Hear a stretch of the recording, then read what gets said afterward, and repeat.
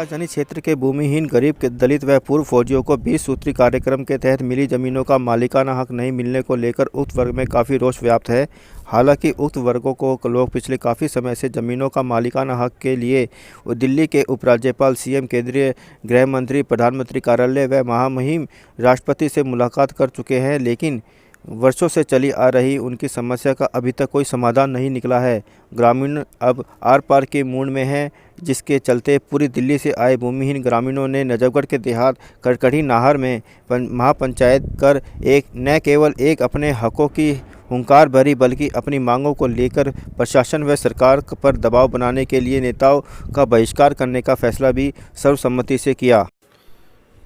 इस अवसर पर महापंचायत में लोगों को संबोधित करते हुए दिल्ली देहात के जन कल्याण मंच के महासचिव अशोक अहलावत ने बताया कि दिल्ली व केंद्र सरकार की मंशा 74(4) अधिनियम के तहत दी गई जमीनों से गरीब व दलितों को बेदखल करने की बनी हुई है, जबकि भूमि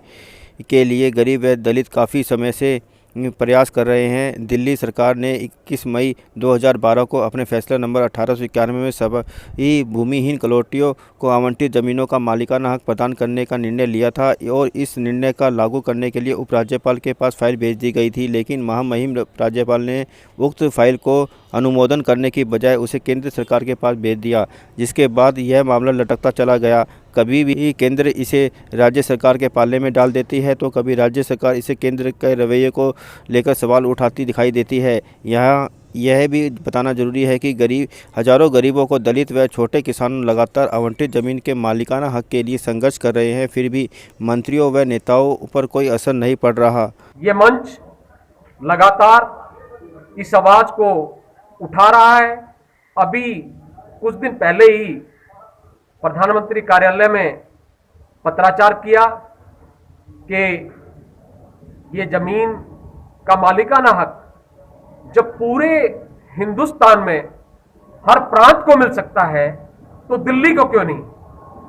दिल्ली देश की राजधानी है, जबकि यहां ये व्यवस्था